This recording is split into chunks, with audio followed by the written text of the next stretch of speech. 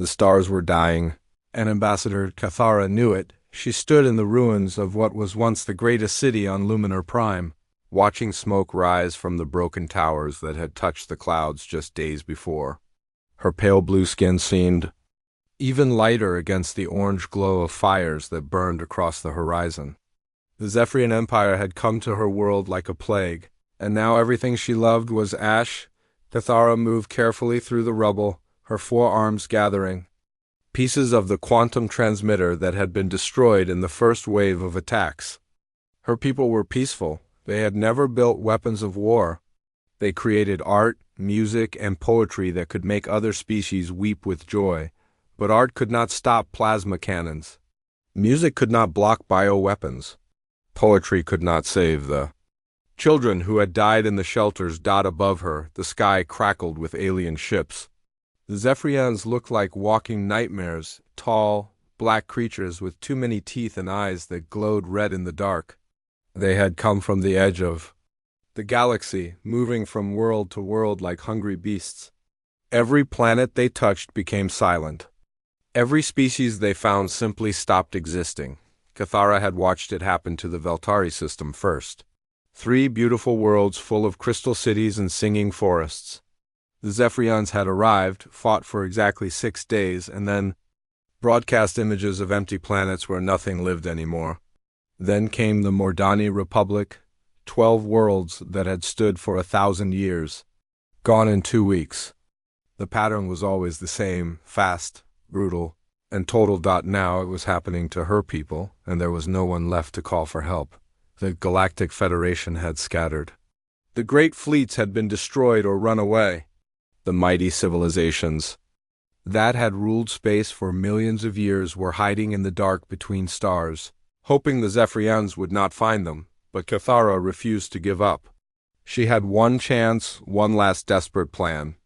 If she could rebuild the transmitter, she could send a message across all frequencies to every corner of space. Maybe someone, somewhere, still had the strength to fight. Her damaged fingers worked quickly, connecting wires and crystals while explosions shook the ground around her. The Zephyrians were getting closer. She could hear their weapons firing in the distance, the screams of her people growing fewer and fewer. Time was running out. Please work, she whispered to the machine as she activated the final connection. Please. The transmitter sparked to life, its blue glow cutting through the orange smoke. Cathara took a deep breath and began to record her message. She spoke in the common galactic language, but her words carried the weight of a dying civilization. This is Ambassador Cathara of the Luminary Republic. If anyone can hear this message, please listen. The Zephyrian Empire is destroying everything. They have killed billions of beings across dozens of worlds. We are not warriors. We do not know how to fight them. But someone must know. Someone must be able to stop them. The galaxy is dying. We need help. Any civilization capable of warfare, please hear our call. We are running out of time. She sent the message again and again, pushing it out on every frequency she could find. The signal raced across space faster than light, reaching civilizations both known and unknown. Most who heard it turned away. They had seen what happened to those who fought the Zephyrians. Better to hide and hope the nightmare would pass? But the message also reached a small space station orbiting Earth's moon. The humans called it Luna Station, and Captain Jake Morrison was working the late shift in the communications center when the alien signal came through. He had been expecting routine reports from mining ships, not desperate pleas from across the galaxy. Jake was a tall man with short brown hair and kind eyes that had seen too much during Earth's last war. He had joined the United Earth Defense Force because he believed in protecting people who could not protect themselves. Now he stared at his screens as the translation software worked to decode the alien message. When the words appeared, Jake felt his blood turn cold.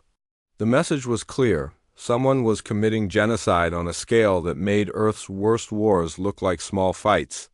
Jake had never heard of the Zephyrians or the Luminari, but he understood the sound of desperation. He had heard it before in the voices of refugees and survivors. Jake immediately sent the message to Admiral Lisa Rodriguez at Earth Defense Command. Lisa was a small woman with steel in her voice and fire in her dark eyes. She had fought in 3 major conflicts and earned her rank through courage and intelligence, not politics.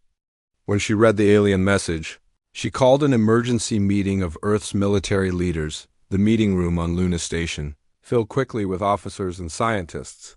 Dr. Ben Parker arrived first, a nervous man with thick glasses who knew more about alien life than anyone else on Earth. He had spent years studying signals from space, always hoping for first contact. But not like this. Lieutenant Amy Thompson came next, a young woman with red hair and quick hands who specialized in rapid deployment tactics. She had trained her whole life for the day when Earth might need to fight beyond its own system. Behind her came Colonel Nick Foster, a veteran soldier with scars on his hands and stories he never told. Admiral Rodriguez stood before the group and played the alien message. The room fell silent as they listened to Ambassador Cathara's desperate words. When it ended, nobody spoke for a long moment. "Is this real?" Lisa asked Dr. Parker. Ben adjusted his glasses and nodded. "The signal is definitely from outside our system. The translation patterns match what we know about galactic languages. And the quantum signature suggests it was broadcast from at least 300 light-years away. So there really is a galactic civilization out there," Amy said quietly, "and someone is trying to destroy it." Jake looked around the room at the faces of his colleagues. These were good people who had spent their lives protecting Earth. Now they faced a choice that would change everything. Earth had always been alone in space, considered too primitive to join the galactic community. But maybe being alone had made them something the galaxy needed. "What do we know about our own capabilities compared to these aliens?" Lisa asked. Ben pulled up charts on the main screen. Based on the signal analysis, most galactic species seem to have developed in much gentler environments than Earth, lower gravity, less radiation, more stable climates. Earth is what scientists call a death world, a planet so dangerous that only the toughest species can survive here. "Are you saying we might actually be stronger than they are?" Nick asked. "I'm saying we might be the only species crazy enough to fight when everyone else is running away," Ben replied. Admiral Rodriguez looked around the room one more time. "The question is, do we answer their call for help?" The room erupted in discussion as Earth's leaders debated humanity's first step into galactic warfare. Outside the windows, Earth turned slowly in space, a blue and green world that had forged its children in fire and storm. Soon, the galaxy would learn what Deathworlders could do when innocent people needed protection. Image. Description for Leonardo AI. A devastated alien city with tall, elegant spires now broken and smoking, orange. Fires burning across a twilight landscape.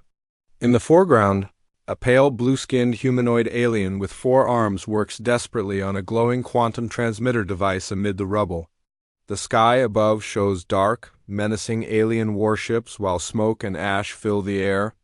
The scene conveys desperation and the end of a peaceful civilization, with an atmosphere of urgent hope as the alien sends out a final distress call across the stars.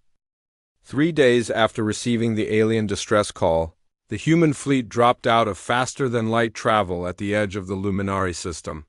Captain Jake Morrison stood on the bridge of the UES Defender, watching the tactical display show. Dozens of enemy ships surrounding the blue-green world that was home to Ambassador Cathara's people. "My God," whispered Lieutenant Amy Thompson as she studied the readings. "Look at the size of those Zephyrian ships." The enemy vessels were massive, each one easily 3 times larger than the biggest human warship. They moved like dark knives through space, their black hulls seeming to swallow light itself. Plasma beams lanced down toward the planet's surface, burning away entire cities in seconds. Admiral Lisa Rodriguez's voice crackled over the communication system from her flagship. "All ships, this is Admiral Rodriguez. We go in fast and hard. Remember, we're not here to win a space battle. We're here to get our people on the ground and help those civilians." Commander Ryan Clark adjusted his armor in the landing bay of the UES Lightning. Around him, 50 Marines checked their weapons and equipment. These were Earth's finest soldiers, volunteers who had trained for years to fight in alien environments. but none of them had ever faced an enemy like this. "Listen up," Ryan called to his team. "Intelligence says the Zephyrians are tough, but they've never fought humans before. That works both ways. We don't know what to expect either. Stick to your training, watch each other's backs, and remember why we're here." Marine Sergeant Kelly Davis loaded her rifle with practiced movements. She was a compact woman with muscles built from Earth's heavy gravity and reflexes, sharpened by years of combat training. Next to her, Corporal Tony Mitchell hefted a weapon. That would have been too heavy for most alien species to even lift. Dr. Maria Santos secured her medical and scanning equipment in a nearby transport. As the mission's lead scientist, she would study alien biology while the Marines did their job. She was nervous but excited. This would be humanity's first chance to learn about life beyond Earth. The human fleet moved toward the planet like a spear thrown by an angry god. The Zephyrian ships turned to meet them, expecting an easy victory. After all, the human vessels looked primitive compared to their own technology.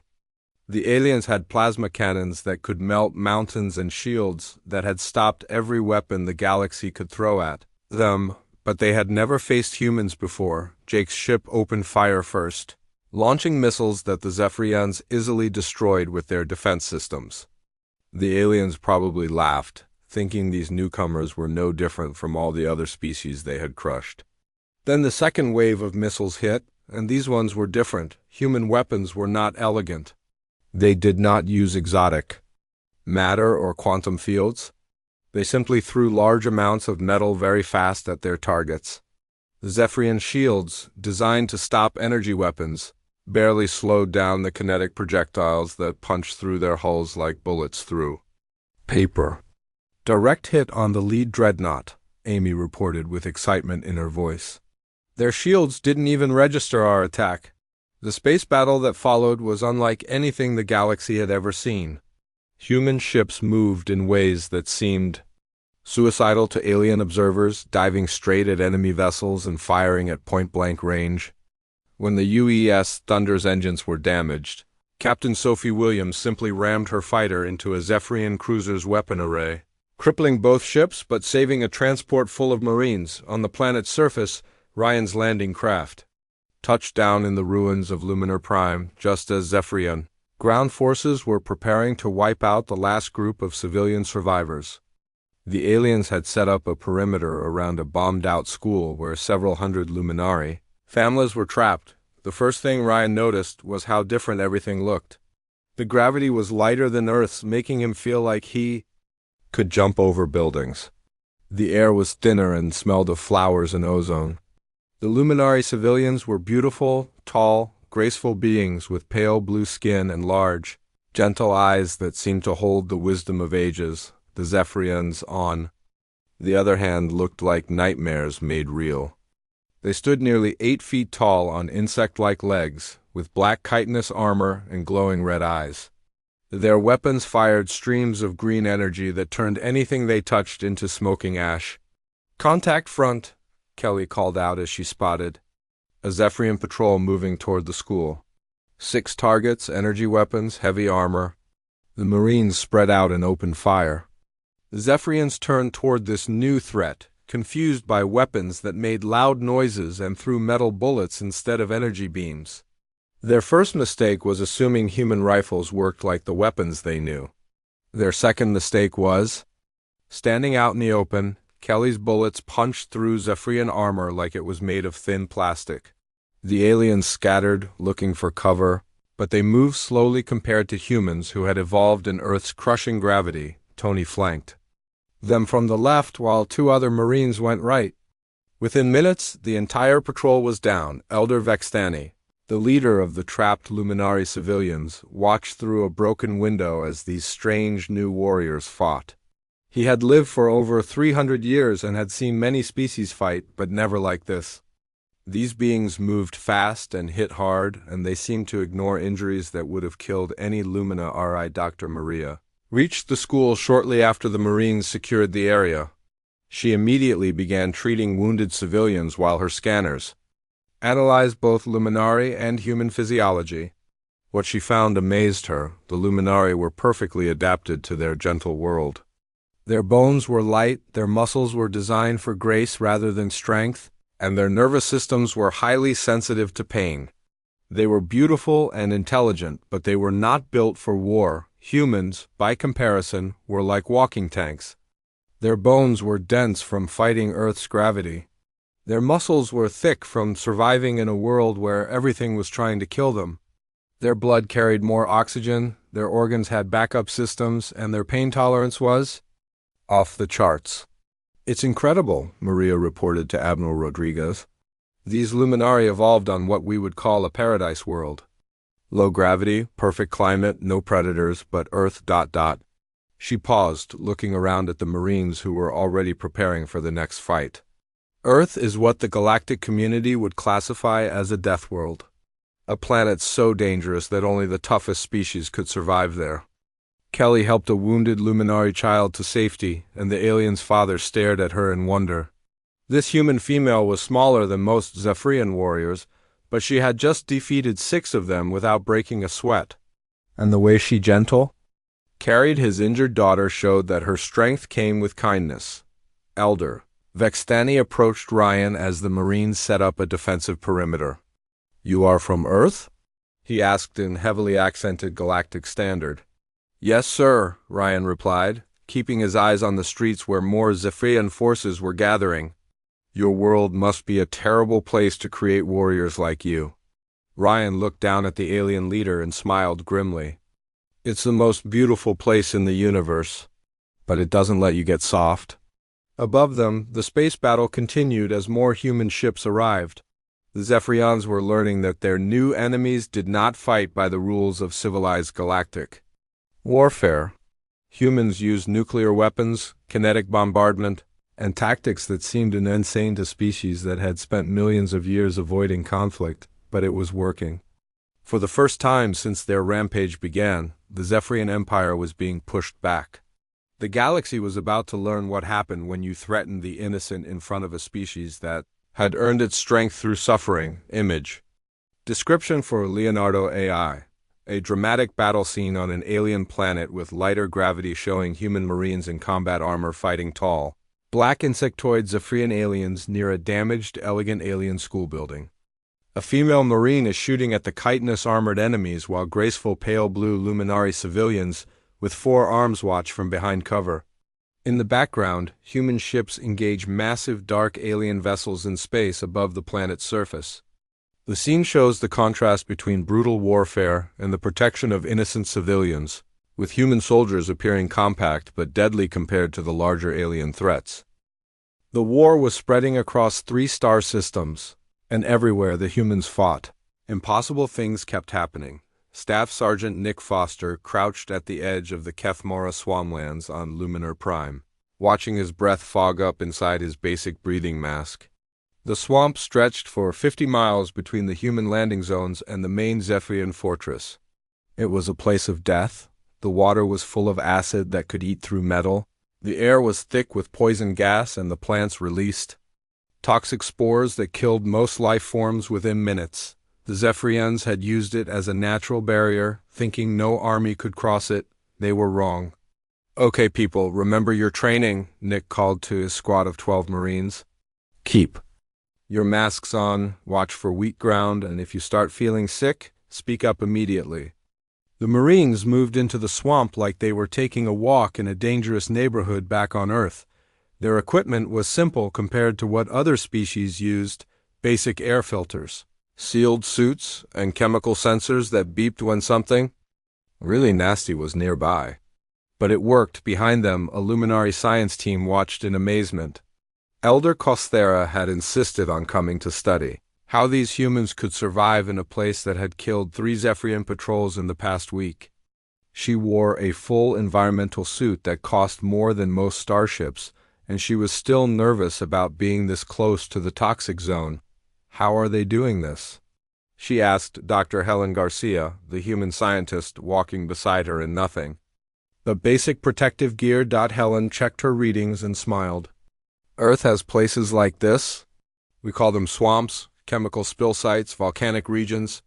My team trained in the Yellowstone poison pools and the Amazon during toxin season.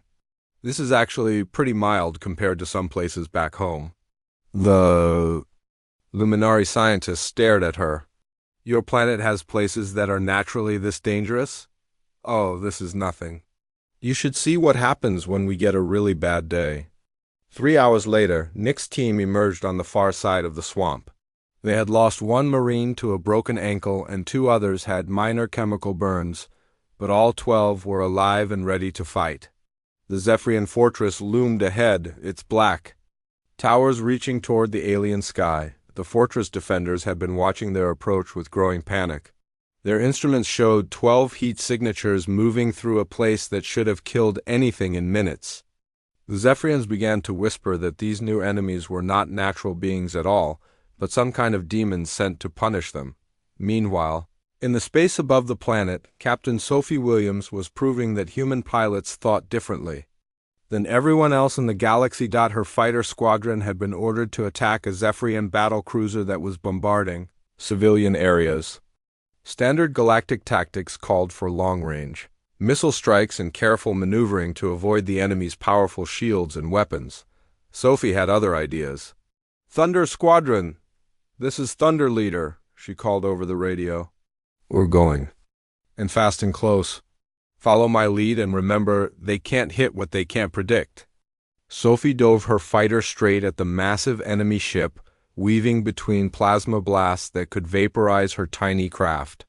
Her squadron followed, 20 human pilots performing maneuvers that alien tactical computers could not calculate. They flew like Earth pilots had always flown, with instinct, aggression, and a willingness to take risks that terrified everyone else. The Zephyrian gunners fired desperately at targets that seemed to ignore basic physics. Human fighters rolled, spun, and twisted in ways that should have killed their pilots from the force alone. But humans had evolved in a gravity well that was stronger than most species could even survive in, and their bodies could handle stresses that would crush alien bones. Sophie's missiles punched through the cruiser's point, defense systems, and exploded against its hull. The other fighters followed her example, striking again and again until the massive ship began to list to one side, its engines sparking and failing. "Thunder Leader to all units," Sophie reported calmly as she pulled away from the burning wreckage. "Target eliminated. Moving to next objective." The Zephyrian fleet commanders watched their ships fall to these tiny human fighters and began to understand that they were facing something beyond their experience. These humans fought like no civilized species ever had, with a wild creativity and fearless determination that made their equipment far more effective than it should have been on the ground. Corporal Tony Mitchell was proving that human endurance was as dangerous as human weapons. Tony had been fighting continuously for 72 hours without sleep, leading the defense of a Luminari refugee camp against wave after wave of Zephyrian attacks. His alien allies had long since collapsed from exhaustion, but the human Marine kept going, his rifle never leaving his hands. His eyes constantly scanning for threats. Dr. Helen Garcia found him during a brief lull in the fighting, still standing guard while wounded Luminari children slept safely behind him. She ran a quick medical scan and shook her head in amazement. "Tony, when was the last time you rested?" she asked. "Rest is for when the civilians are safe, Doc," he replied, not taking his eyes off the perimeter. "These kids remind me of my little sister back home. Nobody touches them while I'm breathing." Helen's scanner showed that Tony's body was running on reserves that would have killed most alien species days ago. His stress hormones were through the roof, his muscles were breaking down from overuse, and he had 3 minor wounds that he had not even mentioned. But he was still functioning at combat effectiveness. "Your physiology is incredible," she told him. "Most galactic species would need medical intervention just to survive what you've been through. Earth doesn't make quitters, Doc. You adapt. Or you die." Behind them, Elder Vextani was updating his report to the Luminari Council. These humans were unlike anything in galactic history. They fought with primitive weapons but devastating effectiveness. They survived in environments that killed other species. And most importantly, they protected others with a dedication that bordered on madness. Dr. Helen Garcia was making similar observations as she worked with Luminari, scientists to understand the differences between human and alien biology. What they found was remarkable. Most galactic species had evolved on worlds that were stable, safe, and predictable. Their planets had light gravity, gentle weather, and few natural disasters. As a result, they had developed advanced technology and sophisticated cultures, but their bodies were fragile and their instincts were peaceful. Earth was different. It was a world of earthquakes, hurricanes, ice ages, volcanic eruptions, and mass extinctions. The gravity was crushing, the weather was violent, and everything from the bacteria to the megafauna was trying to kill you. Only the most adaptable and resilient species could survive there. It's like you were designed for war, one luminary scientist told Helen with a mixture of fear and admiration. Not for war, Helen corrected, for survival. We just happen to be very good at it. The Zephyrians were beginning to understand this as well. Their intercepted communications showed growing fear and confusion among their forces. They had expected to face another peaceful species that would break under pressure. Instead, they found warriors who became more dangerous the longer the fight continued. "They call us demons," Amy Thompson reported to Admiral Rodriguez as she translated the latest Zephyrian messages. "They say we come from the edge of space, where death itself lives." Lisa Rodriguez smiled grimly as she watched the tactical display show human forces advancing on multiple fronts. The Zephyrian Empire had built its reputation on fear and overwhelming force. They had never faced a species that refused to be afraid. "Maybe they're right," she said. "Maybe we are demons to them. Demons that protect the innocent and punish the wicked." The tide of war was turning. Across 3 star systems, human forces were proving that sometimes the best defense against overwhelming technology was overwhelming determination. The galaxy was learning that there were worse things than dying. There was facing a species that had earned its strength in the fires of the worst world in known space. The Zephyrians had awakened something they did not understand. They had called down the wrath of the Deathworlders, and now they would learn why Earth's children were the most feared name in their nightmares. Image description for Leonardo AI, a human marine in basic protective gear leading his squad through a toxic alien swamp with acidic green water and poisonous purple mist rising from twisted alien plants. The humans wear simple breathing masks and sealed suits while moving confidently through terrain that glows with dangerous chemicals. In the background, a massive black Zephyrian fortress looms through the toxic fog. The scene contrasts the humans' basic equipment with the deadly environment they're casually traversing, showing their adaptation to hostile conditions that would kill other species. The Zephyrian Empire was breaking, and everyone in the galaxy could see it happening. General Chris Martinez stood in the command center of the massive space station that had become the headquarters for the largest military alliance in galactic history. Around him, officers from 12 different species worked together, planning attacks and coordinating supplies for a war that was changing everything. 6 months ago, these species had barely spoken to each other. The Luminari were artists and philosophers, the Valkyrie were merchants and traders, the Taurani were engineers and builders. They had lived in their own worlds, avoiding conflict and hoping the Zephyrian storm would pass them by. Now they were all working together under human leadership, and they were winning. "The Third Fleet reports complete success at Mordani Prime," announced Lieutenant Colonel Dana Brooks, pointing to a star map that showed green lights spreading across what had once been solid red Zephyrian territory. "The planet is liberated, and civilian evacuation is proceeding smoothly." Chris nodded, but his attention was focused on the big prize, Zephyr Prime, the capital world of the enemy empire. Intelligence reports said it was the most heavily defended planet in the galaxy, protected by orbital fortresses that had never been successfully attacked. Zephyrians considered it absolutely safe. They were about to learn how wrong they were. "What's the status on the assault force?" Chris asked. Dana smiled. "Loaded and ready, sir. 15 human regiments, supported by allied forces from 8 species. Captain Alex Turner has finished modifying their equipment, and Dr. Paul Anderson says morale is higher than anything he's ever recorded. The alliance had been Alex Turner's idea. As the humans fought battle after battle, other species had started asking if they could help, not just by providing ships or supplies, but by actually fighting alongside the Deathworlders. Alex had figured out how to take human weapons and tactics and adapt them for alien physiology. It had not been easy. Most alien species were much lighter and more fragile than humans. A standard human rifle would break a luminary's shoulder with its recoil. Human body armor was too heavy for most species to even lift. And human combat tactics seemed suicidal to beings who had evolved on peaceful worlds. But Alex was an engineer who liked solving impossible problems. He had created lighter versions of human weapons that fired smaller rounds, but still packed enough punch to hurt Zephyrians. He had designed powered armor that helped alien soldiers carry heavier equipment. Most importantly, he had taught them human squad tactics, how to move together, support each other, and never leave anyone behind. The results had been amazing. Alien soldiers who had been terrified of combat 6 months ago were now volunteering for the most dangerous missions.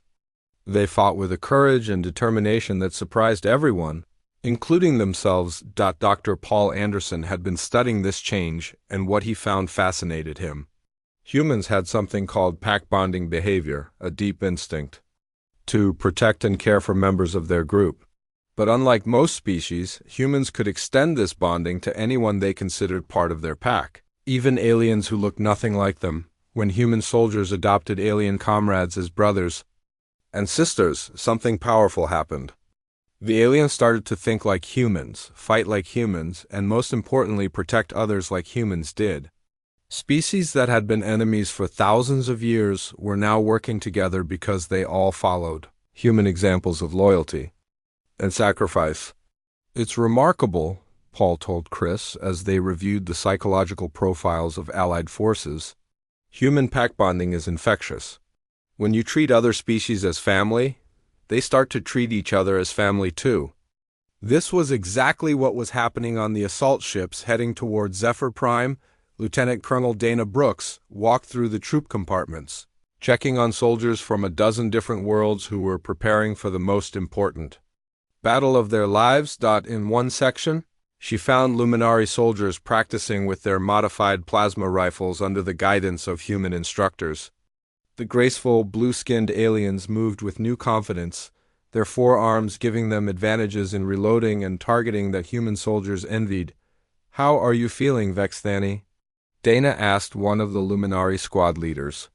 "Ready to fight, Colonel," the alien replied in perfect English. "These Zephyrians burned my homeworld, now we burn theirs." Dana nodded and moved on to the next section, where Valkyrie engineers were checking explosives with human demolition experts. The furry, cat-like aliens had originally been too scared to even hold weapons. Now they were volunteer saboteurs, eager to destroy Zephyrian infrastructure. "The charges are set for maximum psychological impact," reported Chief Engineer Morcus, his whiskers twitching with excitement. "When we blow their power grid, every Zephyrian on the planet will know the Empire is finished." The most surprising transformation had happened with the Turani. These rock-like beings were natural pacifists who had never fought anyone in their million-year history. But when Zephyrians had enslaved their crystal farms and killed their younglings, something had awakened in them. Now they served as heavy assault troops, their stone bodies proof against most weapons and their strength capable of tearing Zephyrian armor apart with bare hands. "We remember now," Elder Torin had told Dana. "Our ancestors were warriors before we became builders. The humans have shown us how to be both."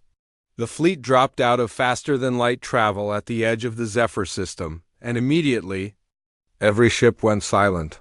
Before them lay the most heavily defended world in galactic history. Orbital platforms the size of cities floated in perfect formation around the planet. Energy fields that could stop entire fleets crackled between massive defense stations. And everywhere, Thousands of Zephyrian warships waited like hungry predators. Emperor Krathves watched the human fleet approach from his throne room deep inside the planet's crust. He was ancient even by Zephyrian standards, old enough to remember when his empire had been just one world among many. He had built this empire through fear, conquest, and the simple fact that no species had ever been able to match Zephyrian military might. Now, he faced something he had never encountered before, a species that became more dangerous the longer they fought, and allies who fought with human determination even though they were not human themselves. "How many ships?" he asked his military commander. 2,000, my emperor. Mostly human designs, but we detect weapon signatures from 12 different species. Krathves studied the tactical display with growing unease. His forces outnumbered the attackers 3-1, and they were fighting above their own homeworld with every possible advantage. But numbers had not mattered in any other battle against these Deathworlders. Why should this one be different? "They should not be able to defeat our defenses," he said, but his voice carried doubt. "No, my emperor. Our shields can stop any known weapon. Our fortresses have never fallen. Victory is certain." The emperor's many eyes focused on the approaching fleet. "Then why am I afraid?" The attack began with something the galaxy had never seen before. A coordinated assault by species that had been enemies for millennia, all fighting together under human leadership. Luminary art ships painted the void with beauty as they launched precision strikes. Valkyrie merchant vessels, converted to carry massive bombs, dove at fortress walls like missiles. Taurani engineering ships simply rammed through energy barriers that were supposed to be impenetrable, and everywhere, human vessels led the way, showing their alien allies that courage was not the absence of fear, but action in spite of fear. Dana's assault ships punched through the orbital defenses and headed for the planet's surface. Behind her, 10,000 soldiers from dozens of worlds prepared to set foot on the capital of the empire that had terrorized the galaxy for generations. "All units, this is Colonel Brooks," she announced over the communication system. "Remember what we're fighting for. Every species in this fleet has lost someone to the Zephyrians. Today we make sure they can never hurt anyone again." The ships touched down on Zephyr Prime's dark surface as plasma fire lit up the sky above them. The final battle for the galaxy was about to begin, and for the first time in galactic history, the Zephyrian Empire was going to learn what it felt like to be afraid. Image. Description for Leonardo AI, a massive coordinated space battle above.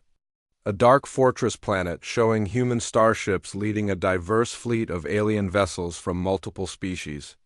Graceful blue luminary art ships with flowing designs fight alongside boxy human warships and crystalline Taurani engineering vessels. The planet below is covered in black fortress cities and orbital defense platforms crackling with energy shields. Explosions light up space as the diverse alien alliance breaks through seemingly impenetrable defenses, with human landing craft descending toward the planet's surface while energy beams and missiles fill the void between massive space fortifications. The war was over, but the galaxy would never be the same. Captain Jake Morrison stood in the ruins of Emperor Krathves' throne room on Zephyr Prime, watching smoke rise from the broken towers of the capital city. 3 days of fighting had brought down an empire that had terrorized the galaxy for generations. The Zephyrian military had surrendered after their emperor was captured, and their massive fleets were either destroyed or fleeing to the outer rim, but victory felt strange. To Jake, around him, alien soldiers from a dozen species were helping Zephyrian civilians evacuate from damaged buildings. These were the same beings who had been mortal enemies just months ago, now working together to save lives. The transformation was almost too amazing to believe. "Sir, Admiral Rodriguez wants to see you in the command center," reported Lieutenant Amy Thompson, picking her way carefully through the rubble. Jake nodded and followed her through the conquered capital. Everywhere he looked, he saw signs of the new galaxy that was being born. Luminary medics were treating wounded Zephyrian children with the same care they gave their own people. Valkyrie engineers were working to restore power to civilian areas. Taurani builders were already planning how to repair the damage done by centuries of military rule. The temporary command center had been set up in what used to be the HFY War College. Admiral Lisa Rodriguez stood before a massive holographic display showing the entire galaxy, with green lights marking liberated worlds and red ones showing areas that still needed help. "Jake, good to see you," Lisa said without looking away from the display. "We need to talk about what happens next." "What do you mean, Admiral?" Lisa gestured to the map. The Zephyrian Empire controlled 1/3 of known space. Now it's gone? And everyone is looking to us to fill the vacuum. The Galactic Council wants Earth to take a permanent seat on their security committee.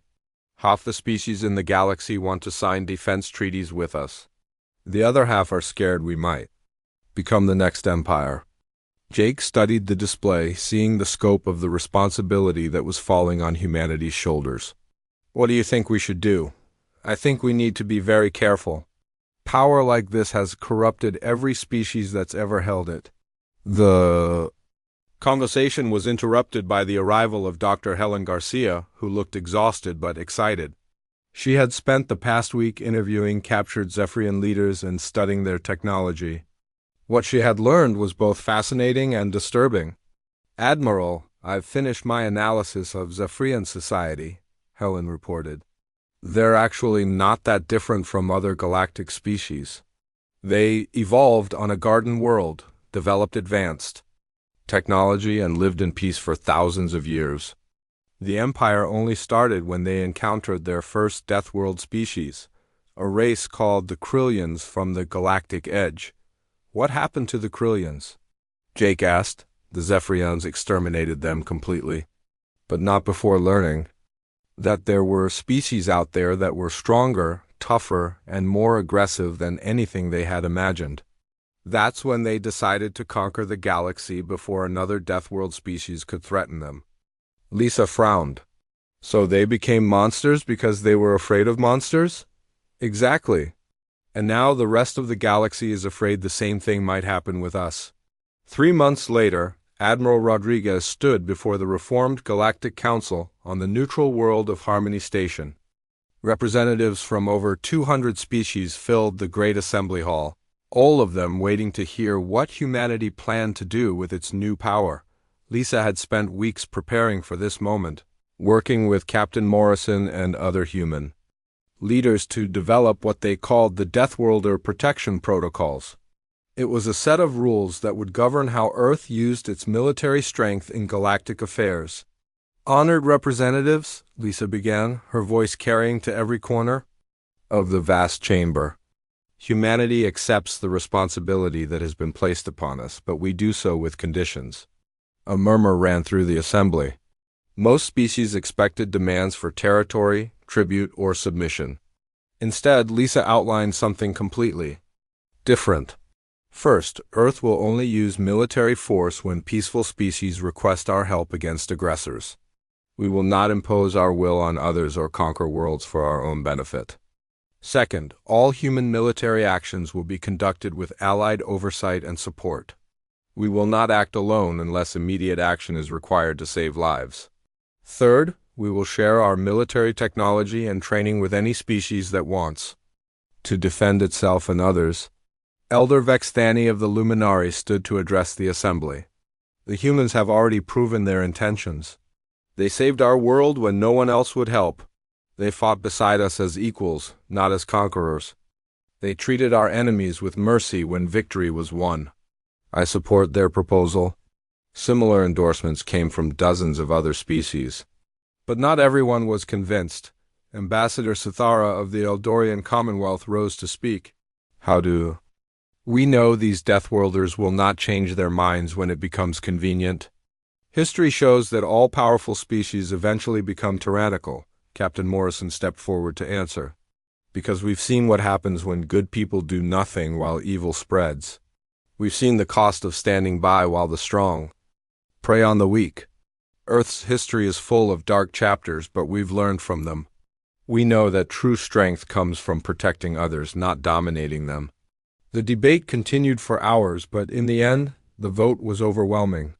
Humanity was granted full membership in the Galactic Council, along with unprecedented authority to intervene in conflicts involving the Oppression of peaceful species. 6 months after the vote, Colonel Jennifer Hayes opened the doors of the Interspecies Defense Academy on Luna.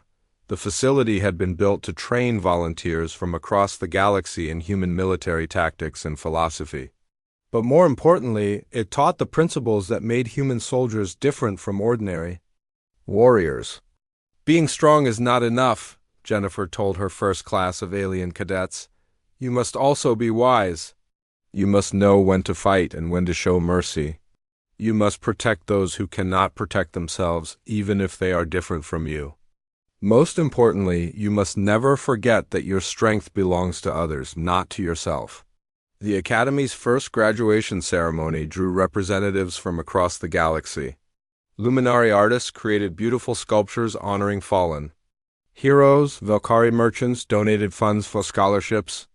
Torani engineers built training facilities that pushed cadets to their limits while keeping them safe. Dr. Helen Garcia published her research on human evolution and Deathworld adaptation in the Galactic Science Journal. Her paper, titled Children of a Harsh World: How Extreme Environments Create Protective Instincts, became required reading in universities across known space. It helped other species understand that humanity's strength came not from cruelty or ambition, but from a world that had taught them to value life by constantly threatening it. The paper explained why humans bonded so strongly with other species, why they fought so fiercely to protect innocence, and why they showed mercy to defeated enemies. Earth had made them tough, but it had also made them compassionate. 1 year after the fall of the Zephyrian Empire, a memorial was dedicated on Luminar Prime. The crystal monument rose from the spot where Ambassador Cathara had sent her desperate call for help, its surface inscribed with the names of every being who had died fighting for galactic freedom. Captain Jake Morrison stood with thousands of others as Elder Vex Thani read the memorial's inscription. When darkness fell across the stars, help came from the edge of space. The children of the Deathworld heard our call and answered with courage, sacrifice, and hope.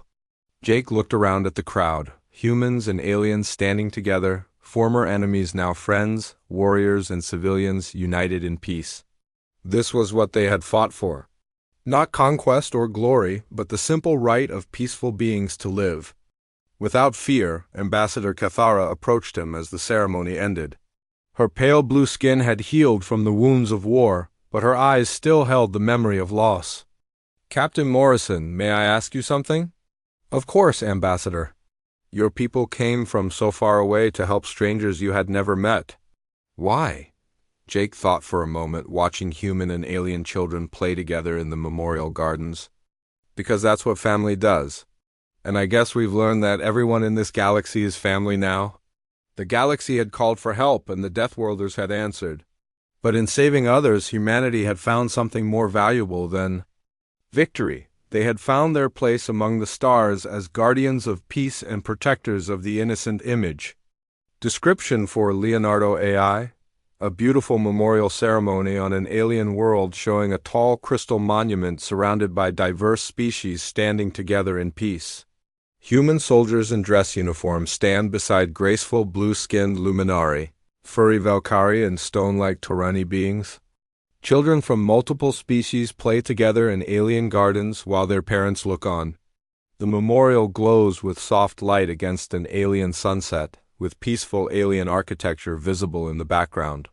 The scene conveys hope, unity, and the transformation from war to peace, with former enemies now standing as friends around a monument to shared sacrifice.